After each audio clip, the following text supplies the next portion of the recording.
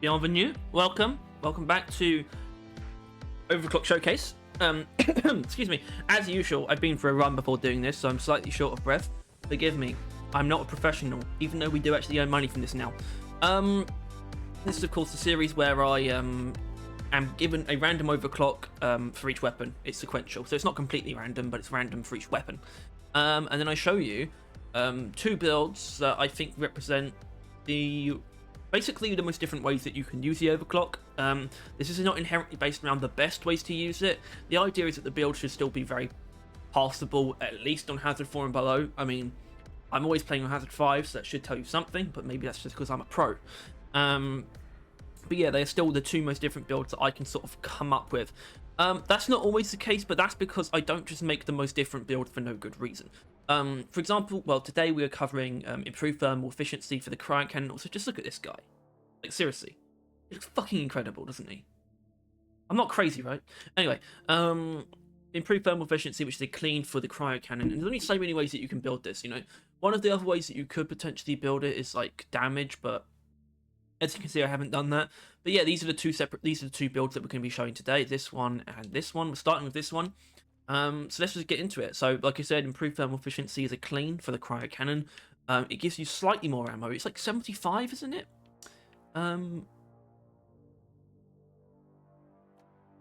25. 25 ammo.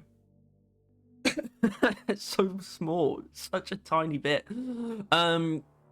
But it also lets you shoot longer before needing to repressurize. So what it actually is, in essence, and this is represented by the symbol that they use on the Overclock logo, is magazine size, really. You could just shoot for longer.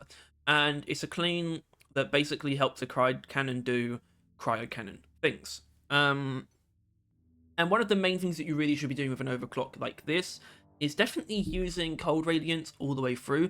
I've elected to not do that, which is why I will state now this build, which uses actually fragile tier 5, it's probably going to be a similar dichotomy when we get around to tuned cooler as well.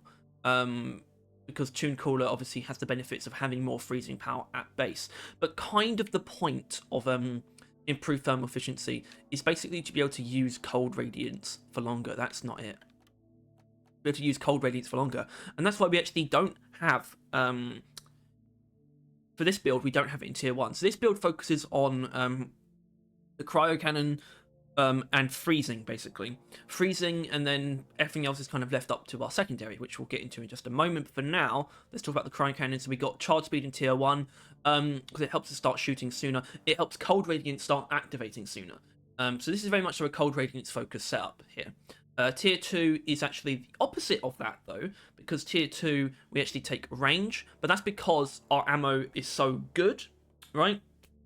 Our ammo economy is so good that having that a little bit of extra range actually is really appreciated when we're rubbing up against things like bacterias or things at a range that we might want to freeze.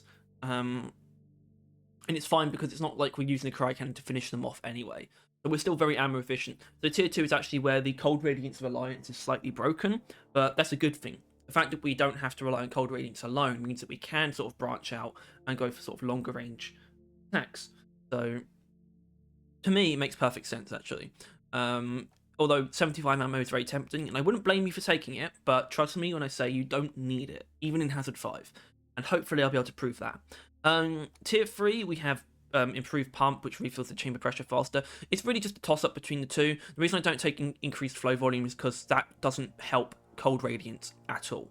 In fact, it actually reduces the efficiency of cold radiance. If anyone didn't know, for the flamethrower, I'm sure many of you understand that Steel Stream Diffuser is actually a really great overclock because increasing the range of the heat beam, the heat stream, whatever you would call it, is really powerful for a couple of reasons. Because obviously you can hit more enemies and things like that, you can hit enemies at longer range, but the overclock also reduces rate of fire. But what that doesn't reduce is the tick rate of heat radiance, and I believe it's the same for cold radiance as well, which actually means that the more ammo you're using up makes these upgrades less efficient. The slower you're firing, the more efficient they are. Unfortunately, the Cryo Cannon doesn't have a way to reduce rate of fire, so we can never really achieve this. It would be awesome if there was a way to do that. I don't know what it would be, if this somehow became like... I mean, honestly, if Tuned Cooler somehow had a rate of fire debuff, that would actually be really OP, to be honest. So thank God it actually doesn't have that. So yeah, it's an easy choice in tier 3. Tier 4, we got ammo because that's also the big ammo one. So that really gets us most of our ammo. Holy shit, I didn't know you could do that. So on controller, navigating this menu is, I guess, not too complicated. Depending on what weapon you have selected, it will basically stay on that weapon for all the loadouts you select. And obviously you can easily switch between them with the cursor, but if you press the bumpers, it goes between them, and you don't even have to go left to right, it just goes through them, whichever way. Oh my god. I've been playing this game for 6 fucking years, like non-stop. I might have done that at some point and noticed it, but never really internalized it. Anyway, that's kind of cool. But yeah, tier 4 is the big ammo upgrade, so it makes sense for us to take it there. And tier 5 cold radiance. I've already explained that. I don't need to explain it now. And because this is a fairly simple Cryo Cannon build, we're going for a very reliable secondary. Temp Shock Wave Cooker. Done through the most simple means possible, which is Mega Power Supply. Mega Power Supply is an amazing overclock. The rate of fire, I would say, doesn't really make us more efficient, but in some ways it's kind of useful. It does make us actually proc the effect a bit more reliably because it happens within a short amount of time, potentially. Things like that. Anyway, it's simple. We get a lot of ammo from Mega Power Supply. That's the main thing. But that's why in tier 1 we're taking Whip, because basically what this allows us to do is affect so many more enemies at once. Is actually kind of crazy. This is where those really disgustingly broken sort of moments of Temp Shock Wave Cooker come in, because it allows it to spread and affect so many enemies at the same time, and spread the Temp Shock effect to so many more enemies at the same time. It's really disturbingly powerful against sort of dense groups of enemies. So that's why we take that there, and it's so efficient. I often end up using more Cryo Cannon ammo anyway, so I really don't feel the need to take ammo on this Wave Cooker. Honestly, it's been sort of my favorite part of my sort of recent journey with Deep Rock, as far as like journeying into what the game is going to be for me for the rest of its existence, essentially, or at least until season 6. Because so much of that's just been sort of using different builds and sort of preparing for these videos. Something that I'm so happy to have learned and developed is a absence of. I've learned to outgrow my reliance on ammo, overclocks, and modifications.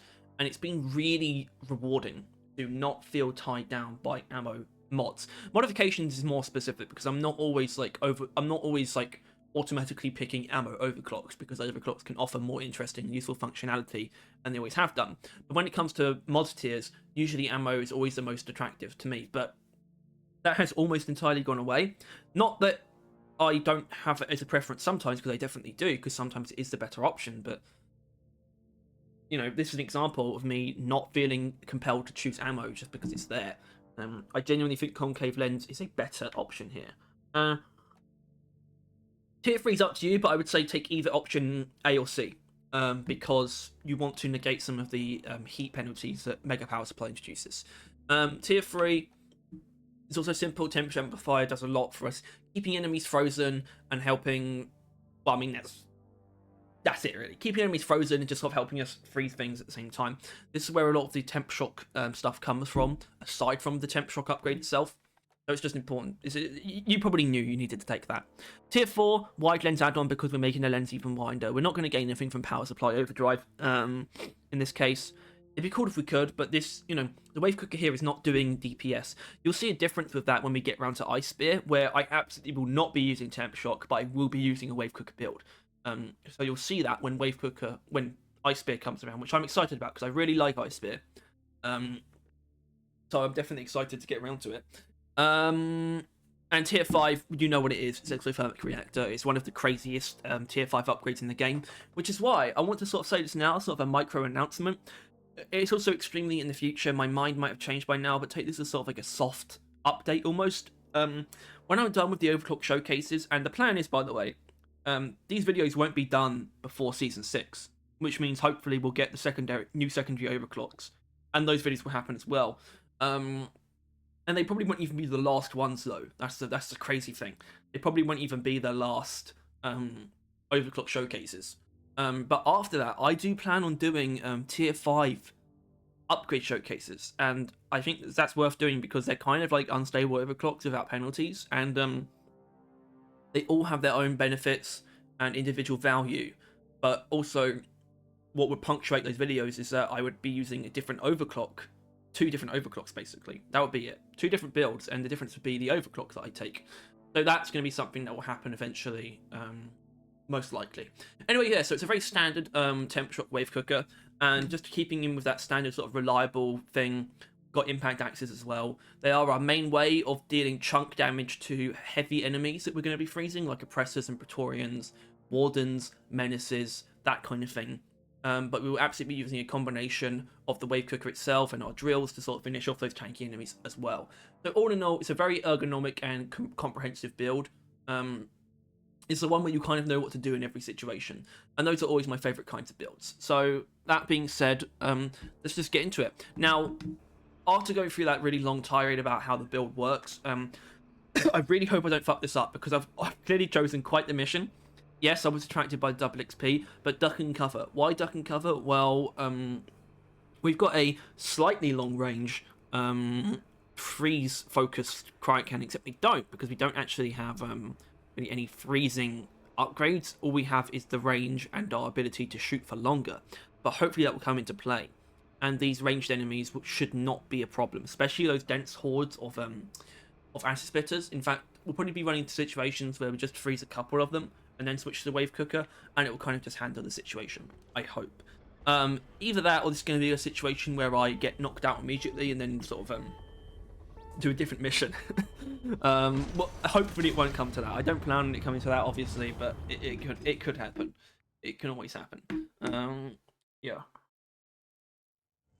So now we're going to the mission, and I don't think I need to cut anything right now because it's an on-site refining. There's going to be enemies right out the gate, especially with duck and cover and more enemies. So what I want to talk about is I guess my thoughts on this overclock briefly, sort of going into preparing for the video. And I've always had I wouldn't say a soft spot, but I guess a sort of generalized, mild respect for improved thermal efficiency.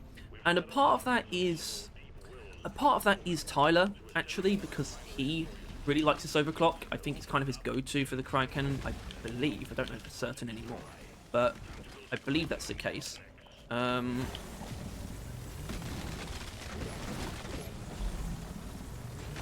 will not be killed by goo. Not today.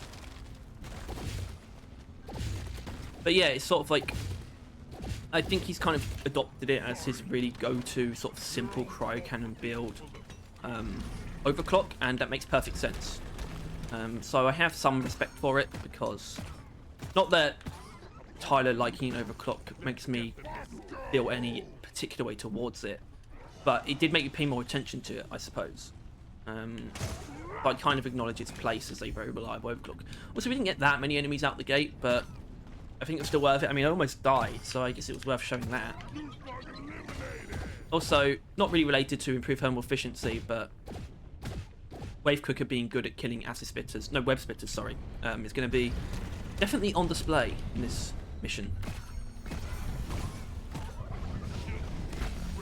Right, that spreader needs to die as soon as I can get to it.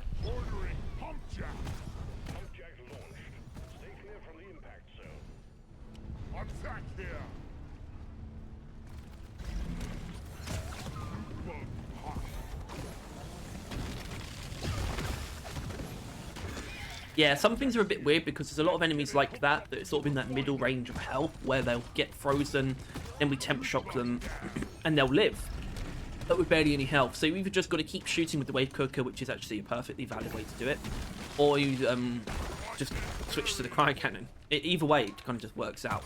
Like, it seems like you're being inefficient when you like leave it on such little health after temp shocking it, but you're actually not. You're really not fucking up that badly. Anyway, Goo Bomber is absolutely something. Goo Bombers are interesting because they tend to hang fairly close to the ground. They're something that we can use Cold Radiance on, which is kind of cool. That tends to be the move for Goo Bombers, is Cold Radiance.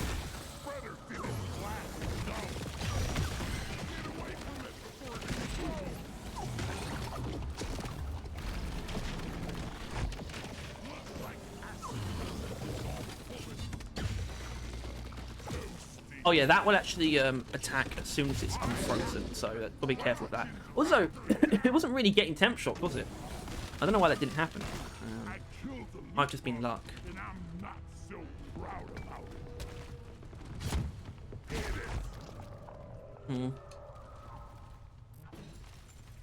Down the hatch. Anyway, I think so far you've probably seen the benefits of the range, certainly. That's a cargo crate, isn't it? I thought it might have been Omen at first.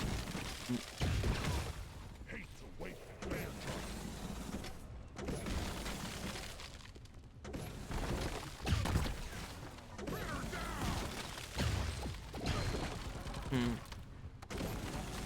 Hey! Don't do that. Whoa! Let me be honest, I wasn't expecting this to be a big room. Not too thrilled about that.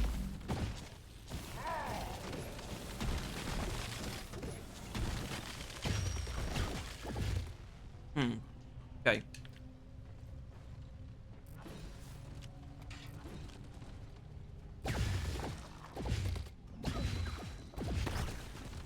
Excuse me. Anyway, let's find these pump jacks. Alright. I'll see you with the next batch of enemies, I suppose. They showed up pretty quickly. We've got Mactera Swarm as well, which I can't say I'm thrilled about.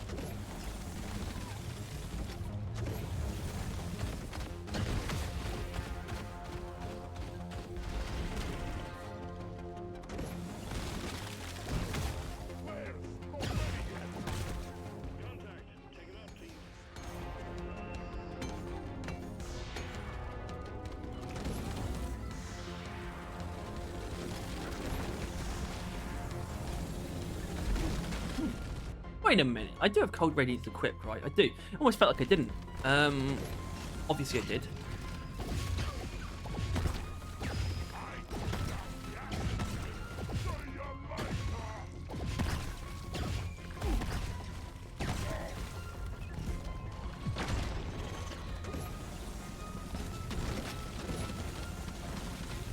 Oh, there we go.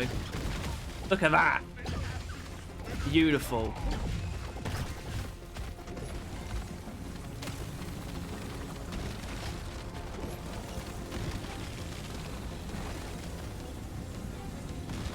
And there we go. Not particularly efficient there of me, but that did show how long you can shoot without having to reload.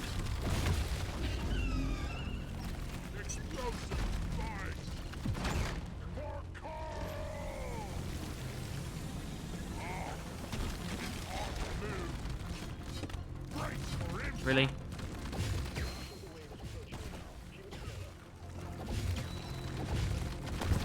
Yeah, we can just kind of do this sometimes because Wave Cook is pretty good against Mactera, to be honest. And no, it's not doing weak point damage, even though it looks like it is. Sorry. Burst everyone's bubble about that. I suppose actually one of the okay things about Duck and Cover is actually forcing us to play against kind of enemies you wouldn't really usually use the Cryo Cannon against. Obviously you would use it against Mactera, I suppose, but only if you're up close. But groups of Acid Spitters, well, I suppose the main reason you wouldn't normally be using against them is because you don't normally encounter large groups of Acid Spitters. Kind of a Duck and Cover exclusive almost. But that's why Duck and Cover is so lit. It's literally, it genuinely feels modded, and that's why I actually really like this warning. And I don't know if I'm crazy for liking it, because I know that it's kind of composed of, in Deep Rock, I think ranged enemies tend to get sort of the most ire from the community. Things like Trijols and Acid Spitters are definitely hated fellas.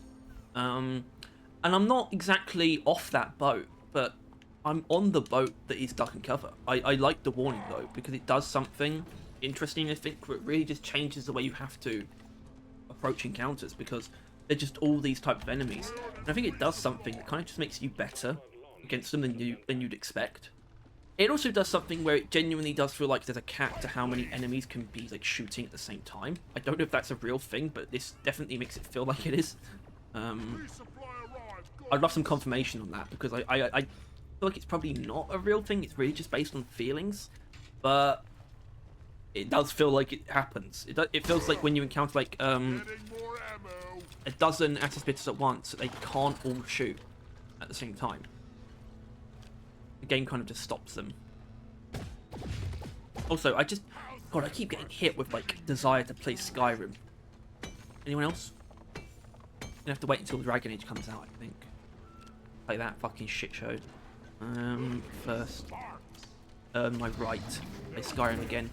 Where is that? Above me, isn't it? Right. Yeah.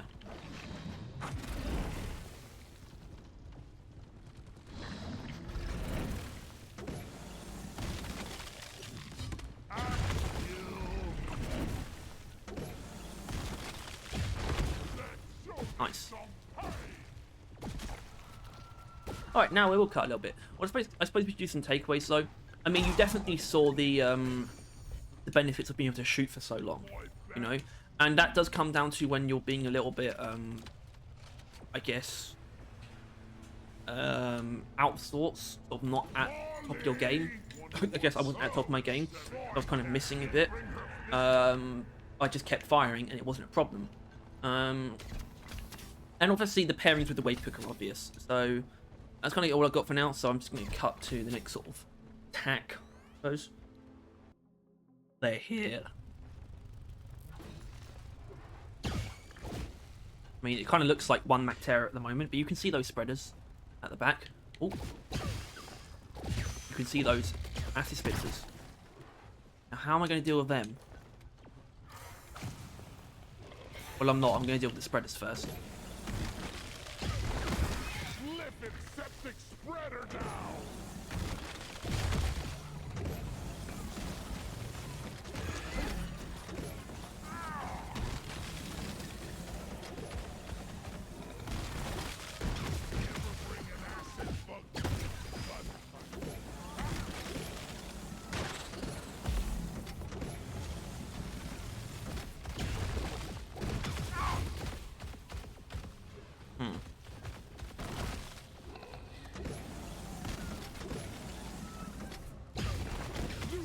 Looted.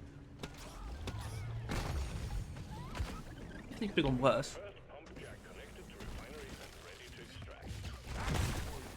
Flip it, menace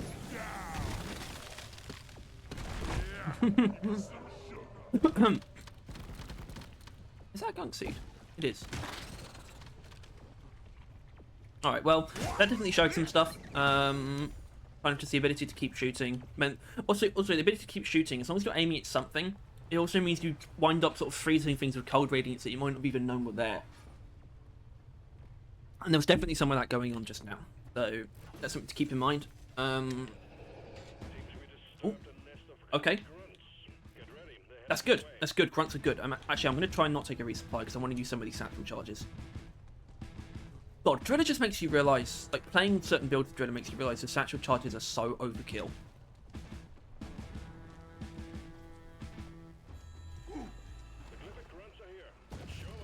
But yeah, Grunts is definitely a swarm type that we're going to enjoy.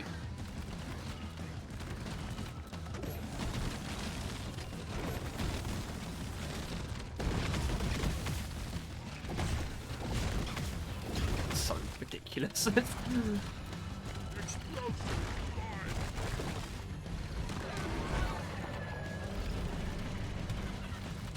We've got so many ways to kill these things as well, from satchels to drills, and oh my god.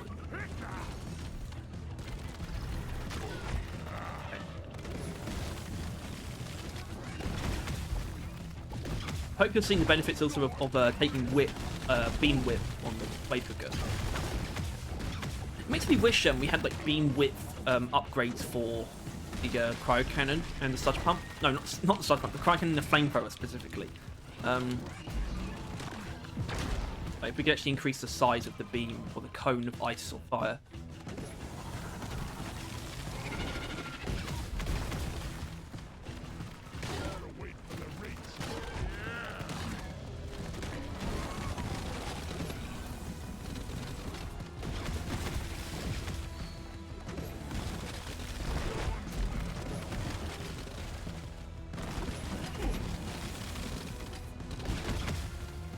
we go. Put the range to work a little bit. Well, it was always going to be from full damage, wasn't it? Come on. Let's get it over with.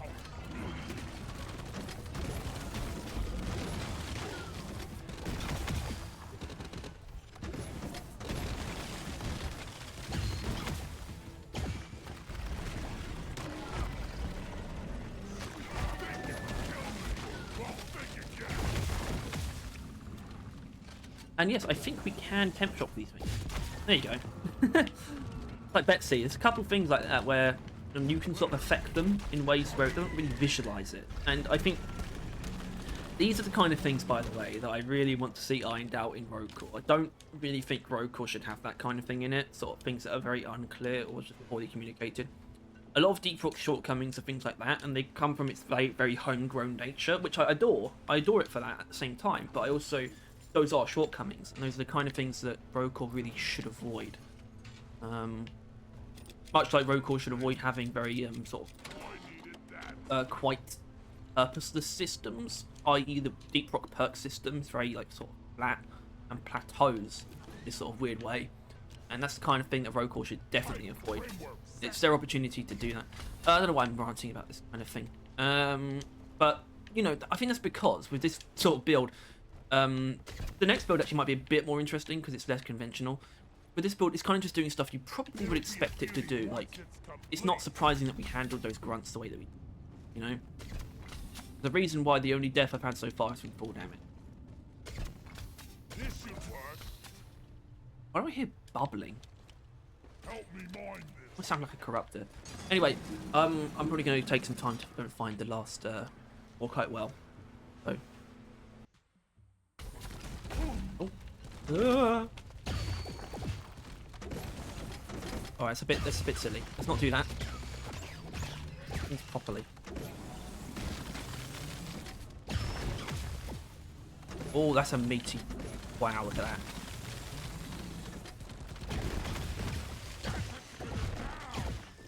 I hope you saw it as well.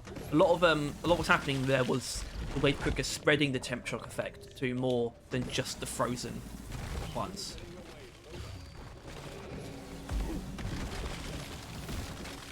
Alright, a normal swarm should be a duck and cover swarm.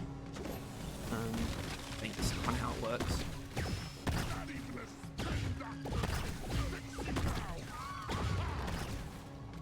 Am I going to outright take a resupply? Oh god, I might actually run out of ammo during. I'll definitely use satchels for the ground-based enemies.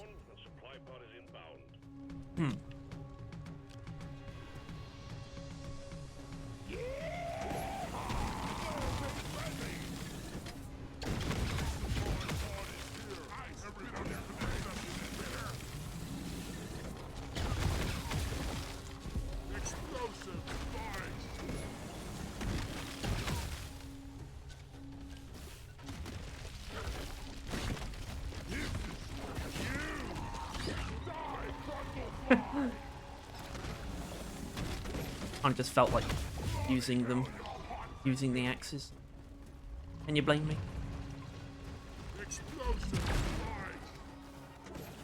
You can blame me, by the way.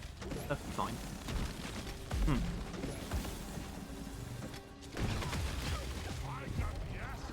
Whoa! Stop right there.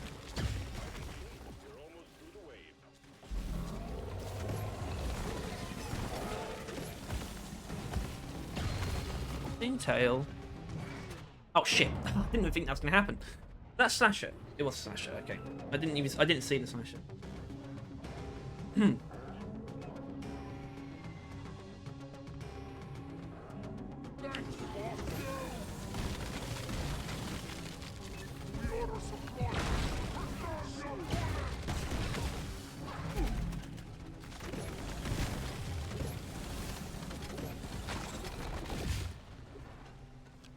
The same one, is it? Alright, well, we're basically done. I should be able to ride this mission now, actually, I think. Probably don't need to cut anything else.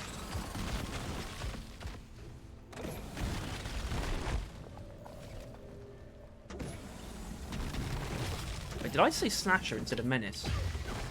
Not sure. The damn acid spitter. You I think we can reach that. We can reach it. eliminate. And there's the range coming in. Alright, actually, you know, okay, while Bosco builds that pipeline, which he's not at the moment, I'm gonna get all the gunk seeds, I think. Oh, I didn't finish building it. I'll do it. Hold on, I can take it through here. Charging. Right here. God, I want to play Skyrim. What the hell? Alright, I'll get back to you in a minute. Alright, I haven't actually got the gunk seeds yet, but we're going to begin the refining process, nevertheless. That should make there be a little bit more activity on screen. Looking gunk seeds at the same time.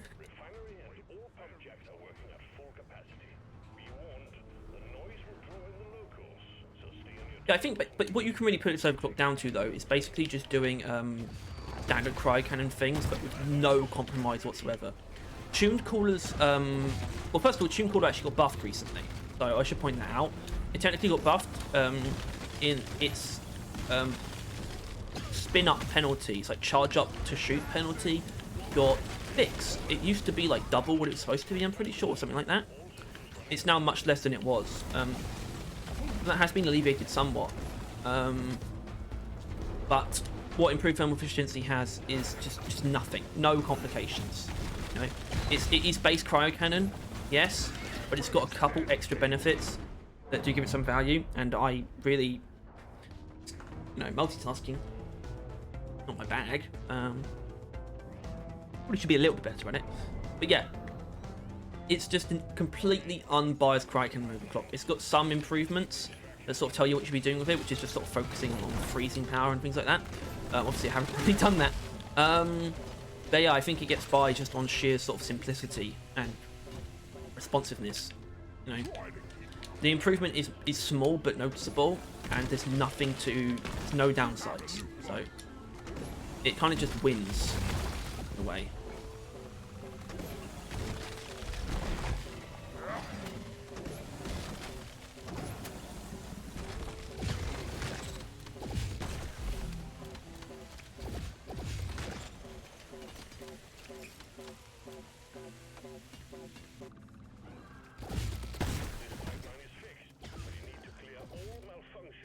Oh, can you blame me for using the wave cooker there?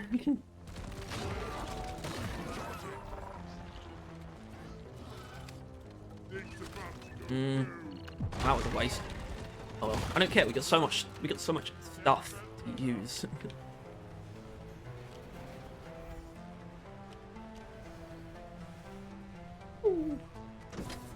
Ramming speed. Grabbing speed.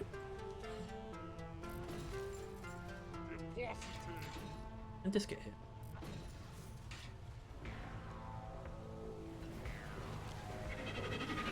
What are you doing here?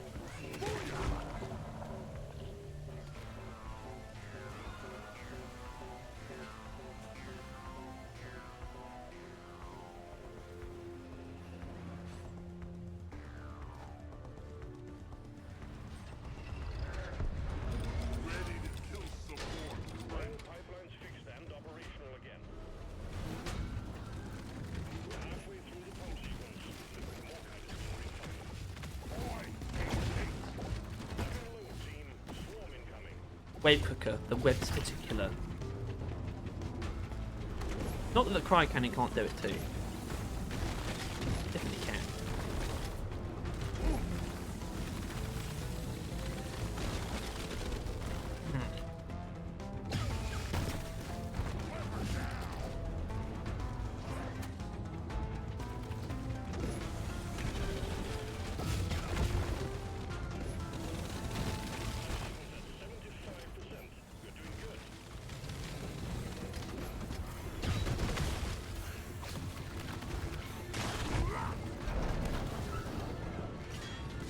Extraction has stopped.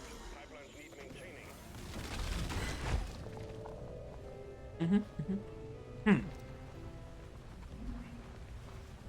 I mean, sorry if I'm not like giving too much commentary, but I'm not really giving any, am I? I kind of have to lock in at the moment. Lift it, acid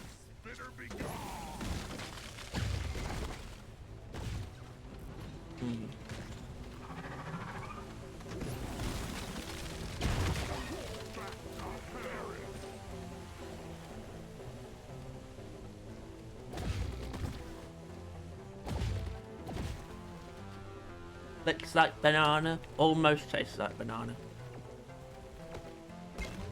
Yeah, I'm probably not going to do that.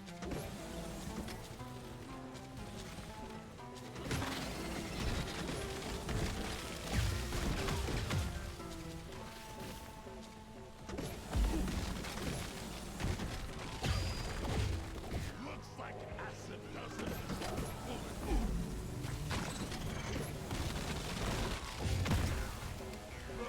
Fix it. Thank you.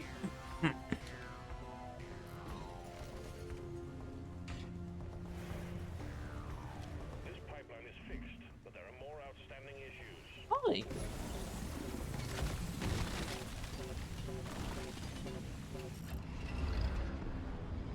Alright. Pipeline's operational again. You're doing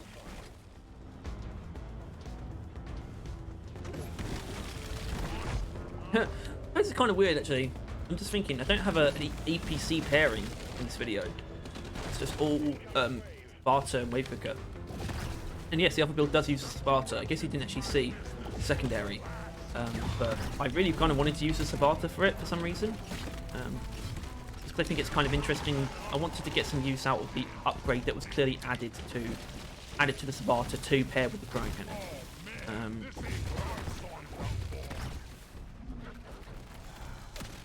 Oh my god, there they are. Wow.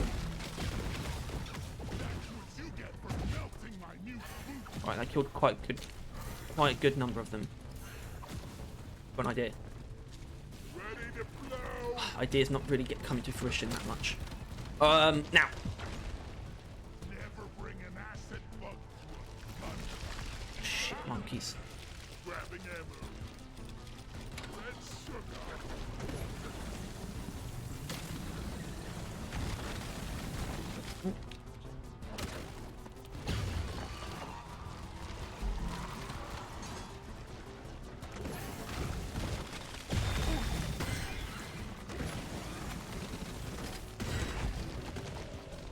That axe go through the spreader?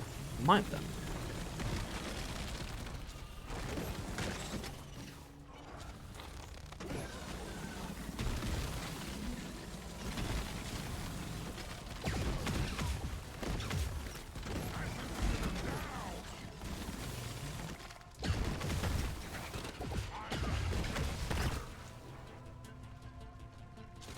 Jesus Christ! Well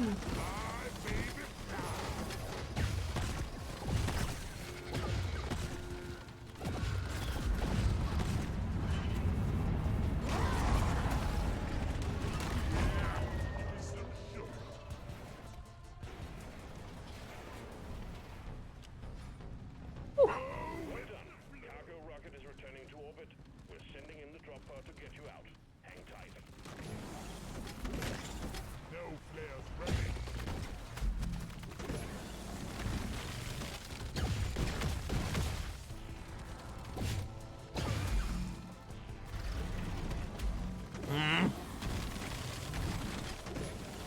Oh yeah, obviously, I'm sure people know this, but Cold Radiance is a very decent safety tool as well. Just keep firing and it will sort of just freeze everything around you. But depending on the situation, duck and cover, where there can be a lot of enemies attacking you that also far enough away to not get affected by it, its effectiveness can sort of be hampered somewhat. Where are we going? We're going that way.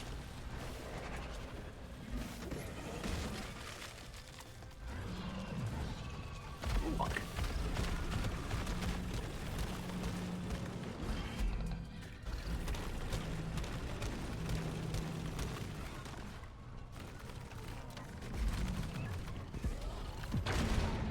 Okay, well there you go. The first build with improved thermal efficiency. He did well in every situation I expected it to, and because of that extra range, I think we really saw that grouped ranged enemies were also something we could deal with pretty well. Combined with a secondary that's quite good at dealing with any weak enemies, so things like web splitters were not a problem even slightly. And the group nasty splitters were actually kind of fun to fight against for once. So, obviously this is a question of the difference between this and Tune Caller, but it really, you're going to be seeing, when I get around to the Tune Caller video, whenever that is, could be ages, you'll be seeing a lot of similar scenarios. The builds could end up being very similar. This one could end up being identical. But the point is basically just preference, really. If you want something that is very close to Tuned Caller, but just has no caveat, basically, then improved thermal efficiency is the overclock for you.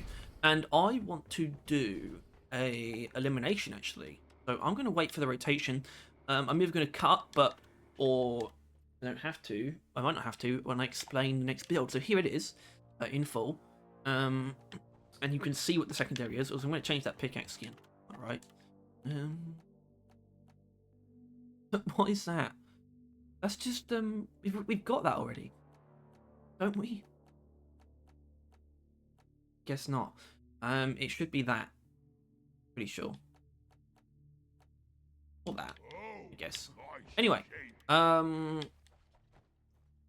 the other build is actually focused on Fragile, which is the other tier 5 mod, which I really wanted to do. And so what the point of this build is, so you can see we've already taken freeze power wherever we can, except for cold radiance and ammo here. So overall we have an okay amount of ammo, but we also have a very powerful freeze beam that freezes enemies quickly, and therefore you can also shatter them quickly.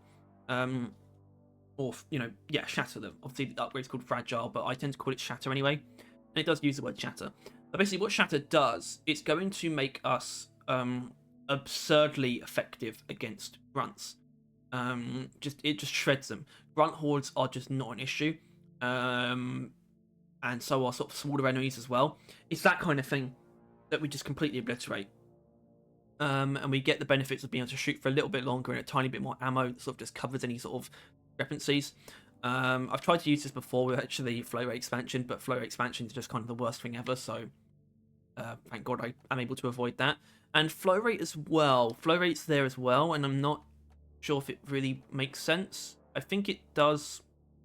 It technically improves off. I know that it makes Fragile better because every particle that touches a enemy below a certain amount of health with Fragile, they have a chance to shatter, I think is how it works. So Fragile, also increased flow rate will help us a little bit. And I think it does make direct freezing better, but I actually don't know that. Anyway, the secondary is a Sabata, automatic fire, all damage with blow through. So we've got accuracy where we can take it, just to help with the main downside of automatic fire, or both of them, which is they're both accuracy things.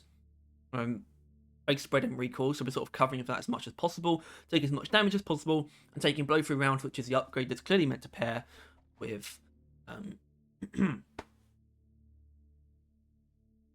the Cryo Cannon. We're still using impact axes, which I was hoping to maybe break away from. And I can definitely picture Root Bacteria being a problem. The thing is, obviously, if we're going to be going to elimination, that might not actually happen, but I feel like HEs do make a little bit more sense because they've got that sort of range and that power to clear up grouped enemies quickly. It would mainly be Bacteria, though, wouldn't it?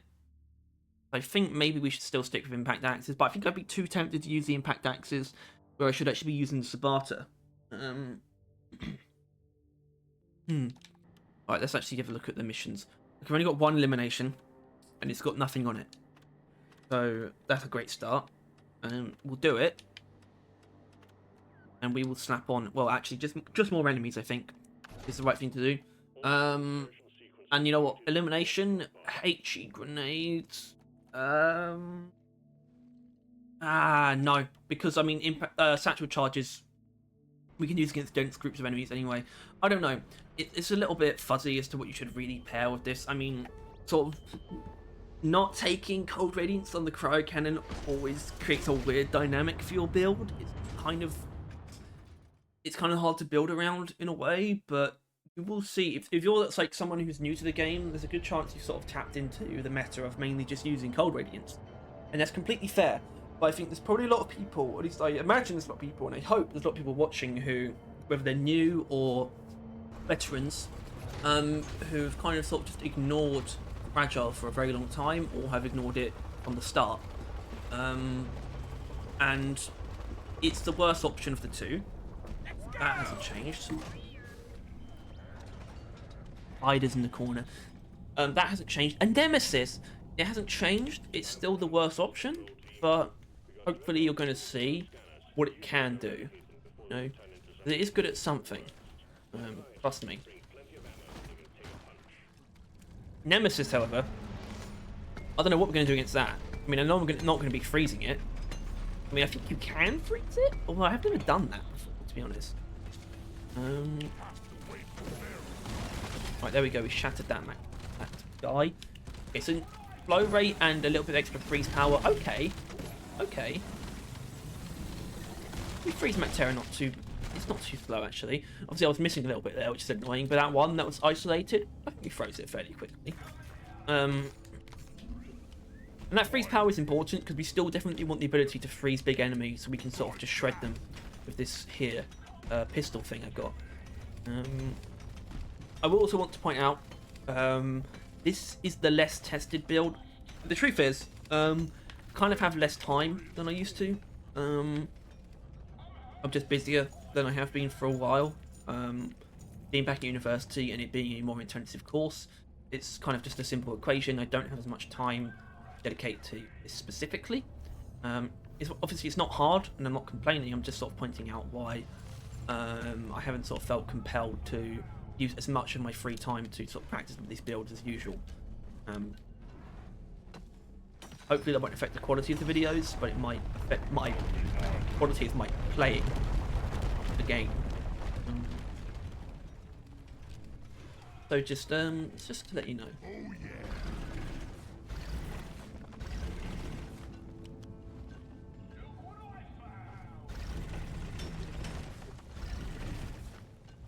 Hi. Probably wondering why I did that. I'm not wondering why I did that because I don't really like using things like the explosive plants to like kill like lots of enemies or things like that. I kind of just like them out of the way. I don't like really artificial means. I like to rely on my builds, you know. It's kind of how I operate. One of the reasons why I like straight up don't use jet boots in these videos, even if I come across them. The exception obviously would be deep scan. Although even then I'm a driller, so maybe I could do it without jet boots. Huh. Oh, a breeder. Well, actually, I wouldn't really know what to do as a breeder necessarily. I mean, I guess I would have to freeze it.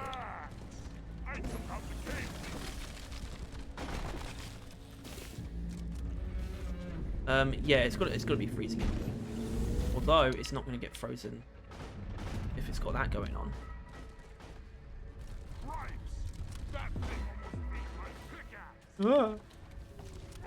It's too far away.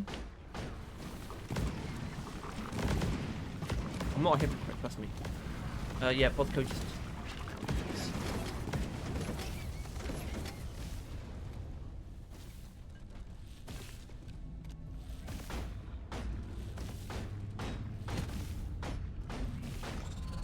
Okay. Yeah, Sabata's still in a weird spot. Especially because we haven't taken any ammo either. I mean, it feels good when you're shooting a frozen enemy though, like, especially a tanky frozen enemy. It's like, yeah, this is actually pretty respectable damage, but it's still kind of what the fuck did I go for? I think I pressed RB because I thought that's how I would switch to the axis. Which obviously is not how anything works. Oh, bit baller. What's with the cave leeches? Also, there was shatter going. There was shatter right there. That was pretty evident.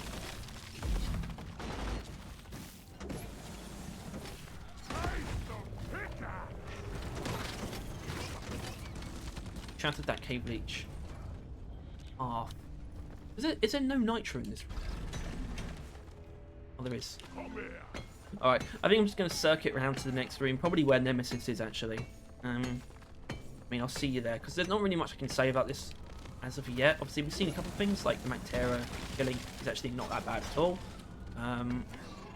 We haven't really had a good group of grunts to test shatter on. Okay.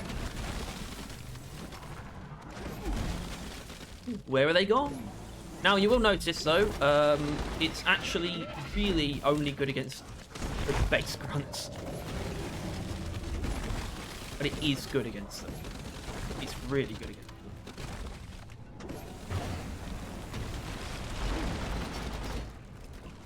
Alright, I guess it's kind of embarrassing you didn't finish it.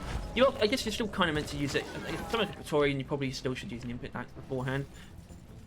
Reminder, I'm not inherently recommending these builds. I'm just trying to show off two of the most different ways I can think of using the overclock. Remember, I'm sure if you're playing below Hazard 5, you should probably still fare just well enough. The builds are still made in mind, like with synergy in mind, and trying to discover sort of combinations that I know have some value to them. So I'm sure as long as you're not playing, you know, as long as if you're newish and you're still playing below Hazard 5, I'm sure you'll get by with these builds just fine. And they'll feel like somewhat sensible ways to build around the overclocking question. That's partly my goal with these. Like, this is not the thing I would recommend going if you're like striving to master like Hazard 5 Plus as a difficulty. This is not the kind of build I'd recommend to do that with, you know. And that's just the Sabata. And I don't know what Sabata needs. The problem with Sabata is it would almost feel, like, literally just from a conceptual standpoint, it would almost feel weird for it to do, like, big damage. But maybe that's kind of what maybe it just needs to do more damage. You know? Like, ammo is always just a very boring band-aid for sort of balance issues. So, we just you know, dial up the Sabata's damage by, like, an absurd amount. Maybe that'll fix it. Like that guy who modded burst fire on the GK2 to like deal like 30 damage per shot or something. I think it was like more than that actually.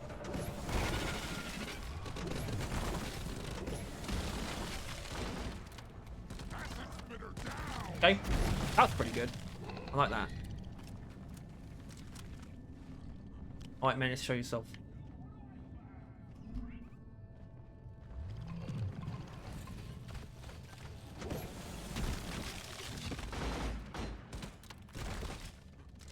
Okay, fine. As I said, I'm going to sort of find the next room. Find the first dreadnought, I think. What are you doing next? I do want to see if I can get Shatter to proc against Spitballer. So, I did. I don't know if it's really the best way to do it. Also, there you go. You saw it against a loot bug. It's pretty good against them. I don't know if it's the way that you really want to be killing Spitballers, but I guess to know that it works is... I mean, Shatter can technically work against any enemy. Just kick leech, for example. Instant. I mean, we'd already seen that, I suppose. It's a weird upgrade. I think it's a cool idea as well, by the way. It's a lot better than the flamethrower's equivalent, which is targets explode on death. Great name. Anyway, I think this is the scary thing is I can tell the Nemesis is close by, but I don't think we're going to be dealing with it right now.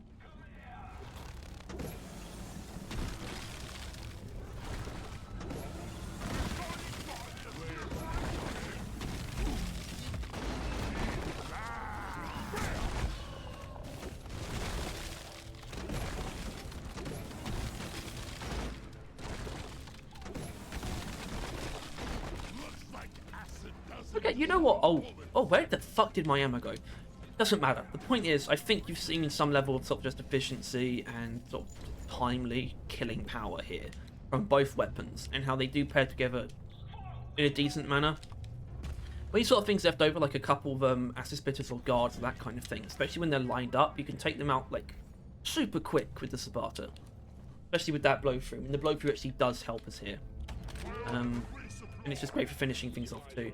And we've seen our ability to kill Mactera. Actually, I think it's bolstered by both taking the extra freezing power upgrades, but also taking the rate of fire. I hope. I would like there to be a reason to use that rate of fire mod, so because I am kind of coping, but can you blame me? Am I going to start this fight without taking a resupply? Yes, I am. I've got. If it was twins, I would have regretted that decision a bit more. I've got, I can deal with those. Although, obviously, we're not going to be shattering dreadnoughts, to be honest. And I actually didn't think about that going in. But you've seen the shatter effect work against, like, grunts and things. So, I think it's been fine so far as far as showcasing that element.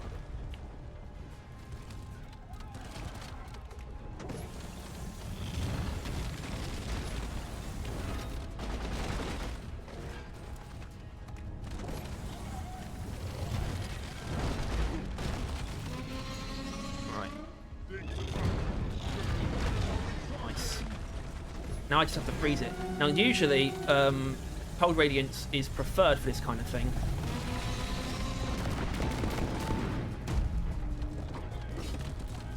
It's actually a very powerful avenue to freezing Dreadnought, is cold radiance.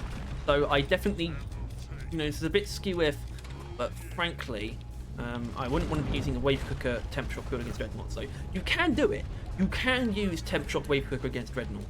It is possible, but I don't want to be doing something so sort of treacherous for an Overclock showcase just yet. I'm sure I'll do something like that at some point. I'm pretty sure I've done that as a build showcase. We'll see.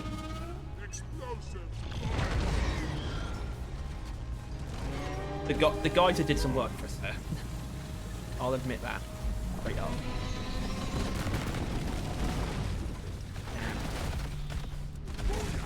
Not getting much done here, are we? With the freezing window.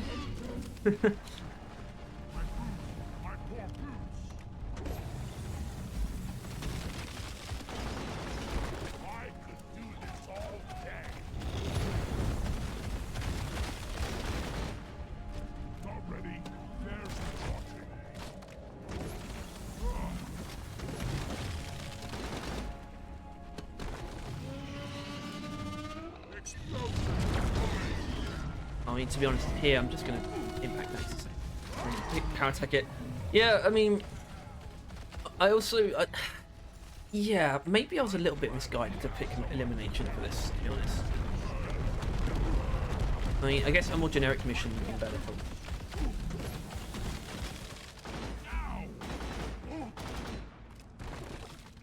for me. Oh well, we're here and we're making it work.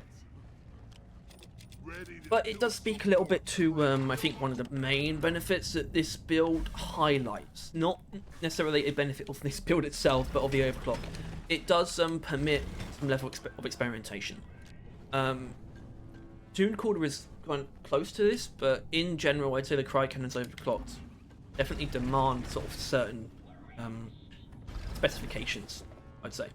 They don't typically encourage experimentation. But this being a clean overclock with no biases, it makes doing something like this a little bit less conventional, a little bit less reliable, a more attractive prospect, you know? It's not like, it doesn't feel so stupid that we're using a build that might not be that great, because we have no real downsides that are going to sort of exemplify these weaknesses, or create any extra weaknesses, other than just sort of the follies of the build itself. Anyway, here's Nemesis.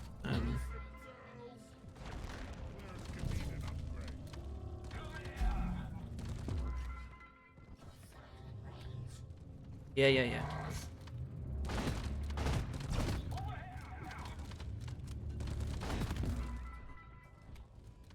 Alright, can I freeze it? Ah! Oh, you can't freeze Nemesis.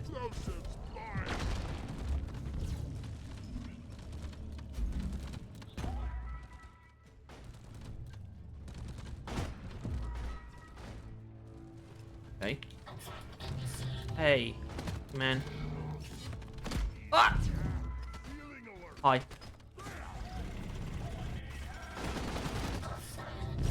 Right, he's gonna get me that time. Oh, why do I still have charges of that? What am I doing this close? Shut up, mate.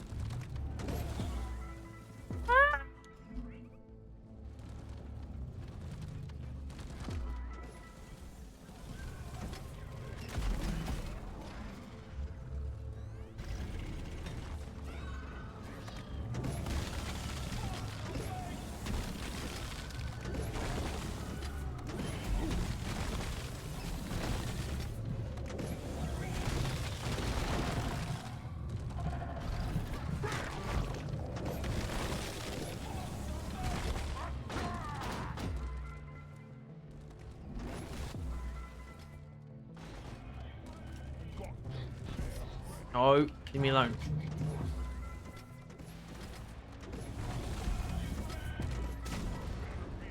You.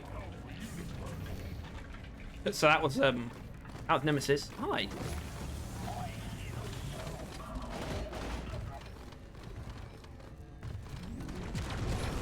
I didn't even think about shellbacks. Although, unsurprisingly, you'd be better off fighting a shellback with the other build. I'm taking some of the ammo. Might be a little trend there. Anyway, let's move on. I'm gonna make way to the next dreadnought. Got some generic enemies to fight. Like that. I'm gonna Sparta this guy. Stay still. Right, I ran the risk of imminent death by doing that, because there were other enemies nearby. And I'm letting myself get killed by grunts. Being professional. Fuck. Fuck that oppressor. Hey, Chad, kill this guy. It's sandwich time. Oh, I missed it. Oh well. Not too worried about the yeast cones. Part of me thought I heard a data deposit in this room. I'm happy to know that I didn't hear that. I'm not in the mood for that. I ordered a resupply. Supply pod launched. Better stand back.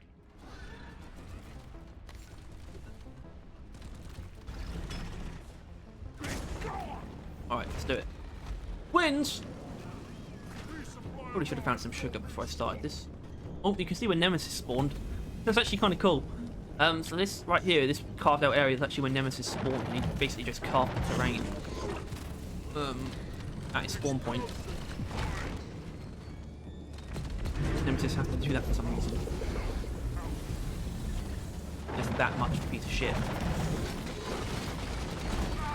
Oh, okay, I completely sacrificed myself for that, but I just got greedy. But we got an okay window of DPS there, like genuinely. I'm happy about that. Hope you saw it.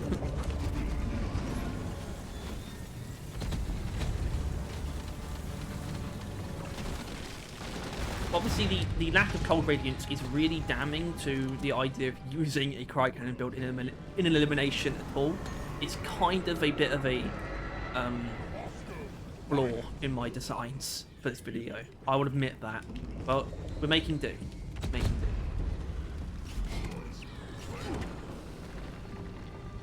I might just lay into a very unremarkable way. Where is it? There you are.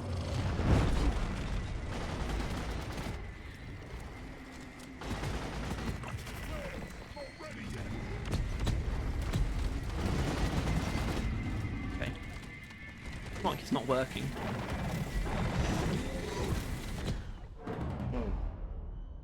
I wasn't really thinking about where those explosions were going to be, to be honest. That's on me. Thanks, Bosco.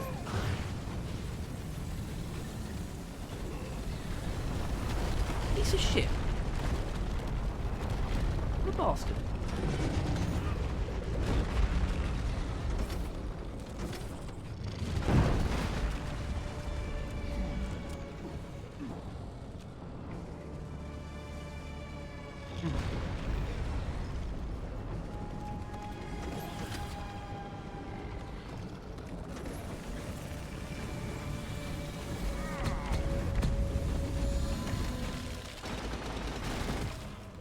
Actually doing more to the Arbalest somehow. Not usually how it goes. Explosives. Grabbing ammo.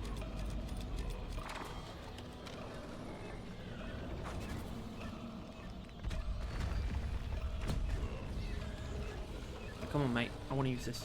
There we go. There we go, mate. Well done. Playing along nicely.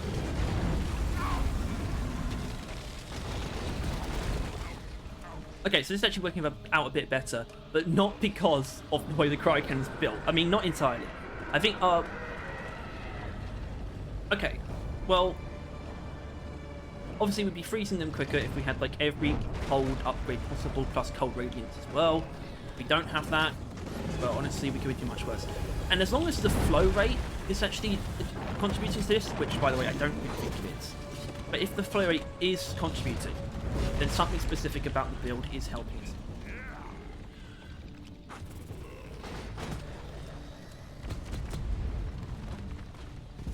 Ready to blow. Look at this guy with axes poking out his body.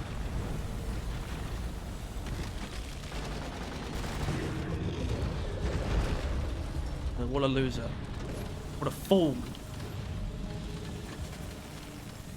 Joke's on you, I'm resistant to fire. And I'm completely missing every shot. Look at that. Look at that. Expert play. Come on.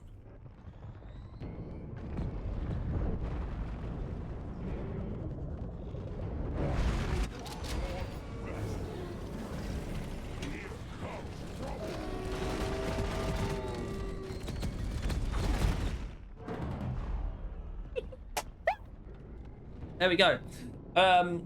I guess that was improved thermal efficiency. It's kind of weird because obviously in the first mission I got down to no revives as well. But I think that had a lot to do with just playing duck and cover, and it was quite a risky mission.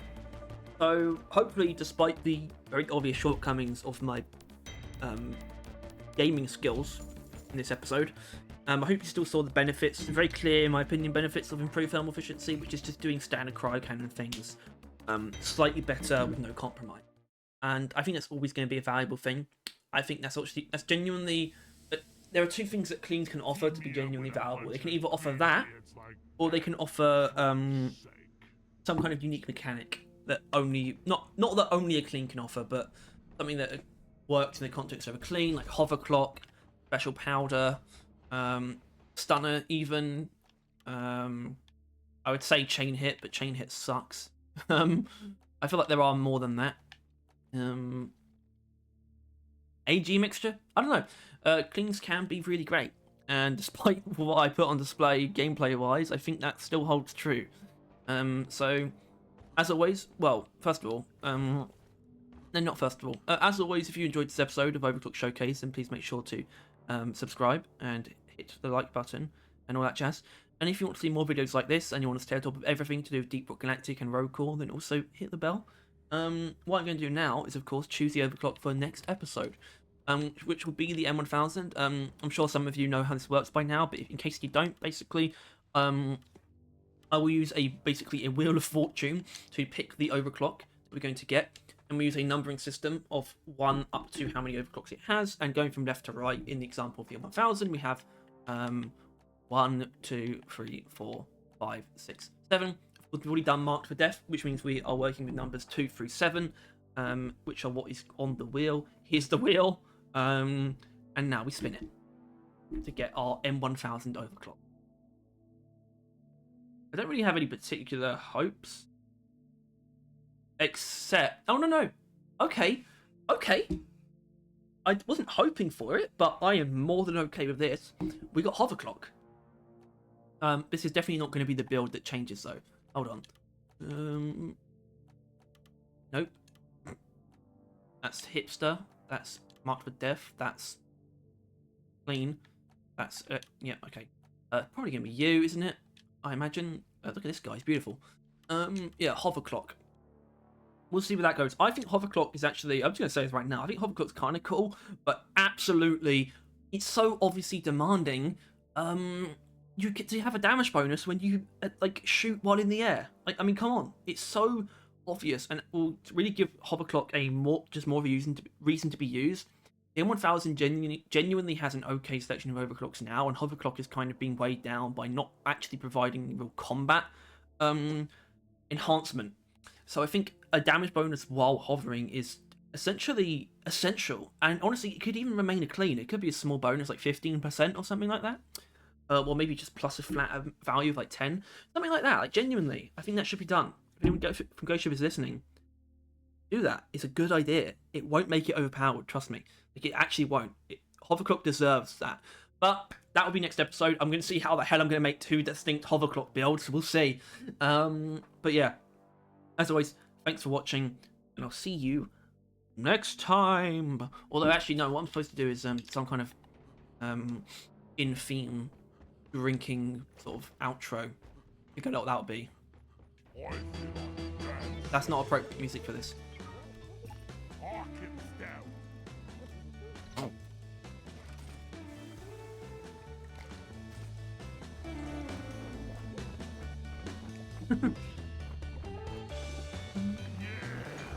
Right up there.